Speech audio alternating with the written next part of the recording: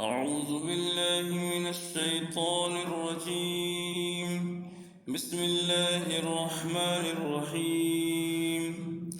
قل اهبطوا منها جميعا فإما يأتينكم مني هدى فمن تبع هداي فلا خوف عليهم ولا هم يحزنون. والذين كفروا وكذبوا بآياتنا أولئك أصحاب النار هم فيها خالدون. يا بني إسرائيل اذكروا نعمتي التي أنعمت عليكم وأوفوا بعهدي أوف بعهدكم وإياي فارهبون. وآمنوا بما أنزلت مصدقا لما معكم ولا تكونوا أول كافر به ولا تشتروا بآياتي ثمنا قليلا وإياي فاتقون. ولا تلبسوا الحق بالباطل وتكتموا الحق وأنتم تعلمون. وأقيموا الصلاة وآتوا الزكاة واركعوا مع الراكعين. أتأمرون الناس بالبر وتنسون أنفسكم وأنتم تتلون الكتاب أفلا تعقلون. واستعينوا بالصبر والصلاة وإنها لكبيرة إلا على الخاشعين الذين يظنون أنهم ملاقو ربهم وأنهم إليه راجعون. يا بني إسرائيل اذكروا نعمتي التي أنعمت عليكم وأني فضلتكم على العالمين. واتقوا يوما لا تجزي نفس عن نفس شيئا ولا يقبل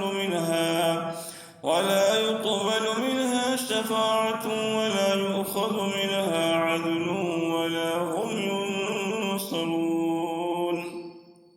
وإذ نجيناكم من آل فرعون يسومونكم سوء العذاب يذبحون أبناءكم ويستحيون نساءكم وفي ذلكم بلاء من ربكم عظيم. وإذ فرقنا بكم البحر فأنجيناكم وأغرقنا آل فرعون وأنتم تنظرون. وإذ واعدنا موسى 40 ليلة ثم اتخذتم العجل من بعده وأنتم ظالمون. ثم عفونا عنكم من بعد ذلك لعلكم تشكرون. وإذ آتينا موسى الكتاب والفرقان لعلكم تهتدون. وإذ قال موسى لقومه يا قوم إنكم ظلمتم أنفسكم باتخاذكم العجل فتوبوا إلى بارئكم فاقتلوا أنفسكم ذلكم خير لكم عند بارئكم فتاب عليكم إنه هو التواب الرحيم. وإذ قلتم يا موسى لن نؤمن لك حتى نرى الله جهرة فأخذتكم الصاعقة وأنتم تنظرون. ثم بعثناكم من بعد موتكم لعلكم تشكرون.